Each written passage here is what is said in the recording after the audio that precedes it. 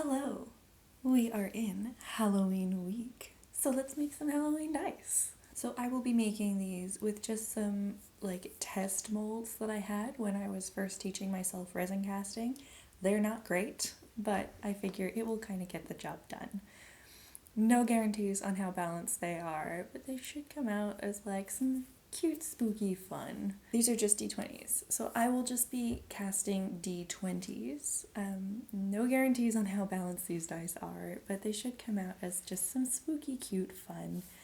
I've previously cast on these little cats, bats, and pumpkins, since they can be a great way to use up the last little bits of resin when you're casting a full set of stitch markers in my case. So I'm going to do one die that has some of those little insertions, and also I will do two others that are just a mix of orange and black and green and black, trying two different pour techniques. So let's get pouring.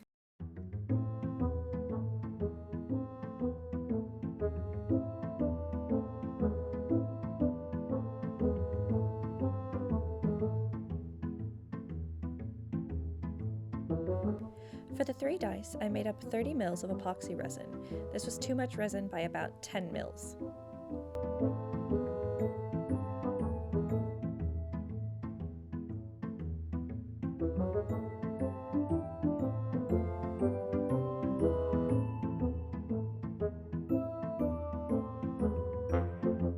I poured out smaller amounts and gave them time to settle to make sure there was as few bubbles as possible.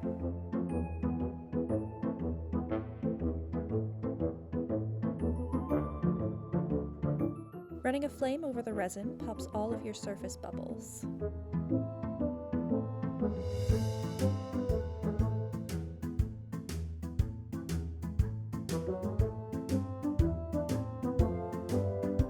If you don't mind how disposable they are, eyedroppers are a great way to control the adding of resin.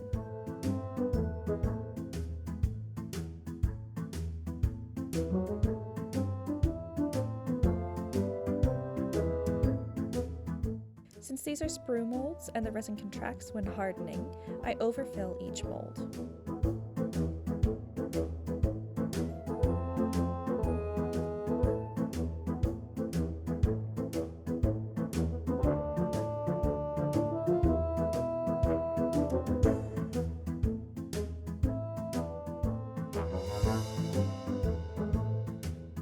This pour technique is easier to use with a cap mold, but I didn't have a large one to hand, and it's designed to make a marbling effect, so I just did my best with the sprue mold that I had.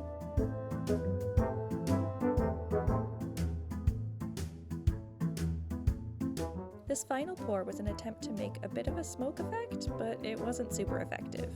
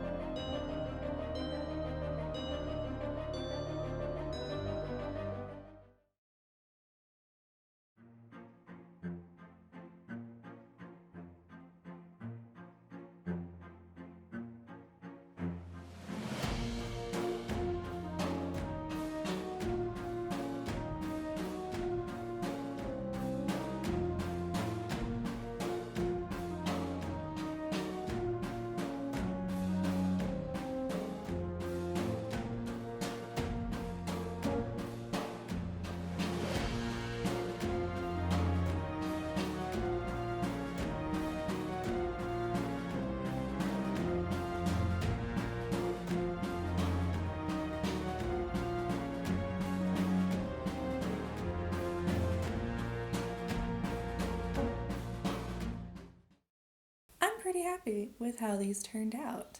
I knew the molds I was using had bubbles at the top, so that section was never going to look nice and smooth. I do wish I had gone in and adjusted the second bat in the red one. I had the thought and I was just like, no, just leave it, it's fine. But it does face the D20 side, so I'm pretty, I can't be mad at that. You can still see the silhouette of it. I had trouble picking a color to ink these because I feel like the black doesn't show up very well, but it does make the most sense in terms of the color palette. I didn't really want to pull in gold or silver or anything like that, but if I end up using it, then sure. This green one is possibly my favorite. I really love the intense green that I have. It sort of ended up being just two different colors of green because I think the fluorescent green is just very overpowering, so it sort of took all of the black, almost all the black. You do still get some striations of black in there. It does also help that it is the nicest mold that I used, or the cleanest mold, so there are less bubbles. It didn't swirl the way that I thought it would, but I do love how it looks inked. Speaking of inking, I also love the inking concept on the orange dye. It feels like it made up for the lack of overall orange in the pour, even though, again, this mold is not a great mold. That is it for this project. If you liked this video, please subscribe and hit the notification bell to join along in the final week of 13 projects of Halloween. If you'd like to see all of the projects we've done so far, you can check out the playlist that is linked in the end card. I hope you have a lovely day, and I will see you soon for project number 12. Bye!